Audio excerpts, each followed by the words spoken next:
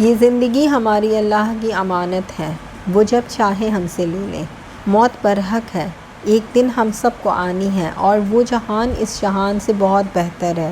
ماں باپ جب اس جہان سے رخصت کر جاتے ہیں تو ایسا لگتا ہے کہ زندگی رک گئی ہے، اب آگے بڑھنے کی کوئی وجہ نہیں باقی۔